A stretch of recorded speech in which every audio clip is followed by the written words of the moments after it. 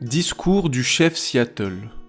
Ce discours, prononcé en 1854 par Seattle, né en 1786 et mort en 1866, chef des tribus d'Uwamish et Suquamish, devant le gouverneur Isaac Stevens. Il s'agit ici d'une traduction française de la version anachronique de Ted Perry. Comment pouvez-vous acheter ou vendre le ciel, la chaleur de la terre ? L'idée nous paraît étrange. Si nous ne possédons pas la fraîcheur de l'air et le miroitement de l'eau, comment est-ce que vous pouvez les acheter ? Chaque parcelle de cette terre est sacrée pour mon peuple. Chaque aiguille de pin luisante, chaque rive sableuse, chaque lambeau de brume dans les bois sombres, chaque clairière et chaque bourdonnement d'insectes sont sacrés dans le souvenir et l'expérience de mon peuple. La sève qui coule dans les arbres transporte les souvenirs de l'homme rouge. Les morts des hommes blancs oublient le pays de leur naissance lorsqu'ils vont se promener parmi les étoiles. Nos morts n'oublient jamais cette terre magnifique, car elle est la mère de l'homme rouge. Nous sommes une partie de la terre et elle fait partie de nous. Les fleurs parfumées sont nos sœurs, le cerf, le cheval, le grand aigle, ce sont nos frères. Les crêtes rocheuses, les sucs dans les prés, la chaleur du poney et l'homme, tous appartiennent à la même famille. Aussi, lorsque le grand chef à Washington envoie dire qu'il veut acheter notre terre, demande-t-il beaucoup de nous. Le grand chef envoie dire qu'il nous réservera un endroit de façon que nous puissions vivre confortablement entre nous.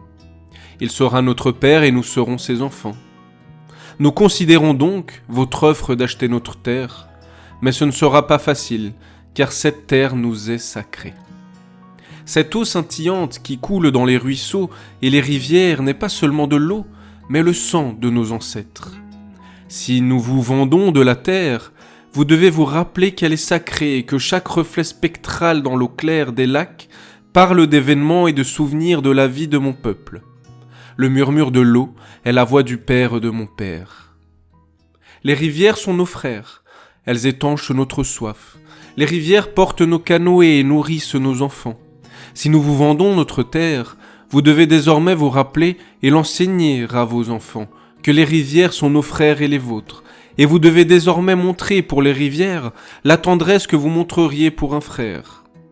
Nous savons que l'homme blanc ne comprend pas nos mœurs. Une parcelle de terre ressemble pour lui à la suivante, car c'est un étranger qui arrive de la nuit et prend à la terre ce dont il a besoin. La terre n'est pas son frère, mais son ennemi, et lorsqu'il l'a conquise, il va plus loin. Il abandonne la tombe de ses aïeux, et cela ne le tracasse pas. Il enlève la terre à ses enfants, et cela ne le tracasse pas. La tombe de ses aïeux et le patrimoine de ses enfants tombent dans l'oubli. Il traite sa mère, la terre, et son frère, le ciel, comme des choses à acheter, piller, vendre, comme les moutons ou les perles brillantes.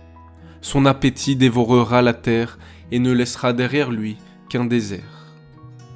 Il n'y a pas d'endroit paisible dans les villes de l'homme blanc, pas d'endroit pour entendre les feuilles se dérouler au printemps ou le froissement des ailes d'un insecte. Mais peut-être est-ce parce que je suis un sauvage et ne comprends pas. Le vacarme semble seulement insulter les oreilles. Et quel intérêt y a-t-il à vivre si jamais l'homme ne peut entendre le cri solitaire de l'engoulevent ou les palabres des grenouilles autour d'un étang la nuit ? Je suis un homme rouge et ne comprends pas. L'Indien préfère le son doux du vent s'élançant au-dessus de la face d'un étang et l'odeur du vent lui-même, lavé par la pluie de midi ou parfumé par le pin pignon. L'air est précieux à l'homme rouge car toutes les choses partagent le même souffle. La bête, l'arbre, l'homme, ils partagent tous le même souffle. L'homme blanc ne semble pas remarquer l'air qu'il respire comme un homme qui met plusieurs jours à expirer. Il est insensible à la puanteur. Mais si nous vous vendons notre terre, vous devez vous rappeler que l'air nous est précieux, que l'air partage son esprit avec tout ce qu'il fait vivre. Le vent qui a donné à notre grand-père son premier souffle a aussi reçu son dernier soupir.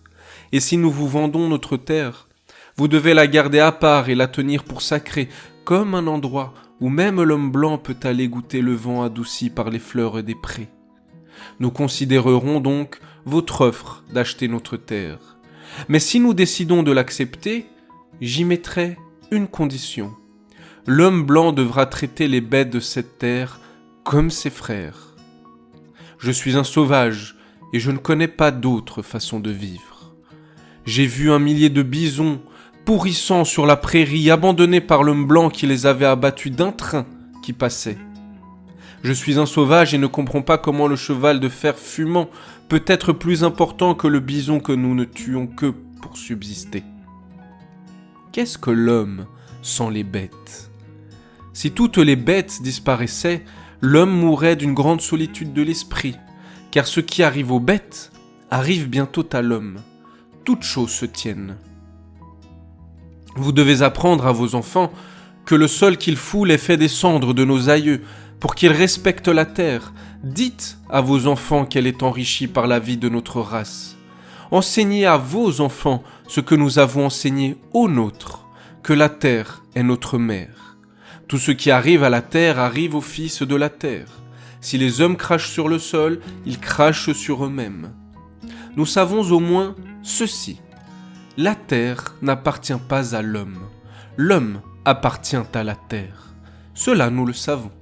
Toutes choses se tiennent comme le sang qui unit une même famille. Toutes choses se tiennent. Tout ce qui arrive à la terre arrive aux fils de la terre. Ce n'est pas l'homme qui a tissé la trame de la vie, il en est seulement un fil. Tout ce qu'il fait à la trame, il le fait à lui-même. Même l'homme blanc, dont le Dieu se promène et parle avec lui comme 2 amis ensemble, ne peut être dispensé de la destinée commune. Après tout, nous sommes peut-être frères, nous verrons bien. Il y a une chose que nous savons et que l'homme blanc découvrira peut-être un jour, c'est que notre Dieu est le même Dieu. Il se peut que vous pensiez maintenant le posséder comme vous voulez posséder notre terre, mais vous ne pouvez pas. Il est le Dieu de l'homme, et sa pitié est égale pour l'homme rouge et le blanc. Cette terre lui est précieuse, et nuire à la terre, c'est accabler de mépris son Créateur. Les blancs aussi disparaîtront, peut-être plus tôt que toutes les autres tribus. Contaminez votre lit, et vous suffoquerez une nuit dans vos propres détritus. Mais en mourant, vous brillerez avec éclat, ardent de la force du Dieu qui vous a amené jusqu'à cette terre et qui, pour quelque dessein particulier, vous a fait dominer cette terre et l'homme rouge. Cette destinée est un mystère pour nous, car nous ne comprenons pas lorsque les bisons sont tous massacrés, les chevaux sauvages domptés, les coins secrets de la forêt chargés du fumet de beaucoup d'hommes et la vue des collines en pleine fleur ternies par des fils qui parlent.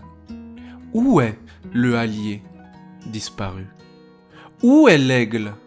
Disparu. La fin de la vie, le début de la survivance. Chef Seattle, 1854.